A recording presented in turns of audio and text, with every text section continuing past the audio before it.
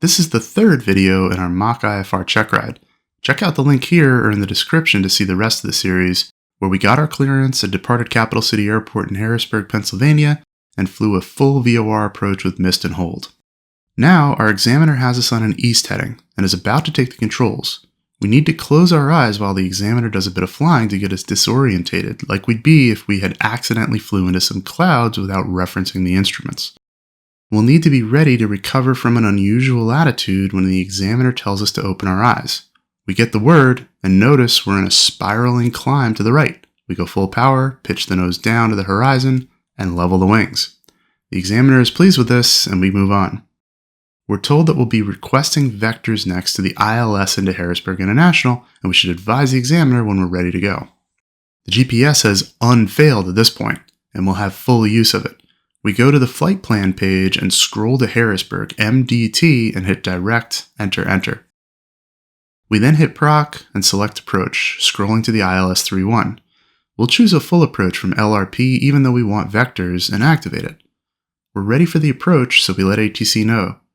Approach Cessna 518 Foxtrot Tango requests vectors for the ILS runway 31 approach Harrisburg International. November 518 Foxtrot Tango, descend and maintain 3000, turn right heading 220, vectors for the ILS runway 31. Descend and maintain 3000, right heading 220 for the approach 518 Foxtrot Tango. On the approach plate, it shows the ILS localizer frequency of 110.9, so we flip that active. The 530 identifies the station for us. We make sure we're still on VLOC mode. Since we're getting vectors, we should activate a leg on the final approach course. We'll go into Flight Plan and scroll to Hinto, hitting Menu, then Enter to activate leg. We should twist the OBS on Nav1 to the inbound course 308. We'll want to grab the latest ATIS at Harrisburg, which is showing this. Let's put Tower into COM1 standby 124.8, and we can have ground as 121.7 in COM2. The missed approach is a straight out climb to 800, then a climbing right turn to 3000 heading 090, which will get us an intercept on the 193 radial of our old friend the Ravine VOR, so we could set that into the active on our Nav2, 114.6. We'll also set the 193 radial on the OBS on Nav2. Approach 518 Foxtrot Tango has information Romeo. November 8 Foxtrot Tango, thank you. Descend and maintain 2300, turn right heading 240. Descend and maintain 2300, right heading 240, 518 Foxtrot Tango. We're going to be intercepting at 2300, it looks like. The glide slope intercept is 2200.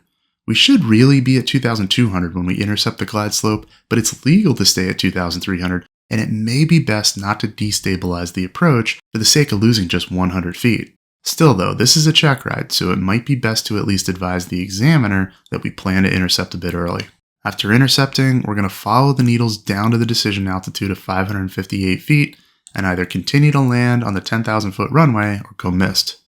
November 8 Foxtrot Tango, you're a mile from Mount Joy, turn right heading 280, maintain 2300 until established on localizer, cleared ILS runway 31 approach.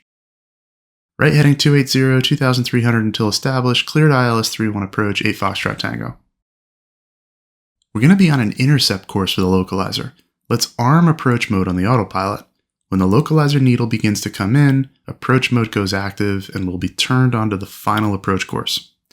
In the same way as the glide slope needle comes in, we'll begin configuring by bringing power back and flaps in as needed. When the needle centers, glide slope mode is activated and the autopilot starts us down. Again, we're intercepting a bit early, so the outer marker beacon will sound off a bit later on. We'll be anticipating a handoff to Tower. November 8 Foxtrot Tango, contact Harrisburg Tower. Contact Tower 8 Foxtrot Tango. Harrisburg Tower, Cessna 518 Foxtrot Tango, ILS 31. November 518 Foxtrot Tango, Harrisburg Tower, runway 31, clear for the option. Runway 31, clear for the option, 518 Foxtrot Tango. We haven't heard anything from the DPE about taking off the hood or getting the runway in sight, so at the decision altitude 558, we switch off the autopilot and go full power. Starting a climb, we bring the flaps back up. We're climbing straight out to 800 feet before the right turn. We're going to let Tower know we've missed. Tower 518 Foxtrot Tango has missed approach. November 8 Foxtrot Tango, contact Harrisburg approach 118.25. 118.25, 8 Foxtrot Tango. Harrisburg approach, that's the 518 Foxtrot Tango, is missed approach 1000, climbing 3000. November 518 Foxtrot Tango, Harrisburg approach, radar contact. Hold via the published mist and say intentions. The examiner comes in now with some info. Hold as published, and we'd like to continue on our flight plan to Capital City at this time.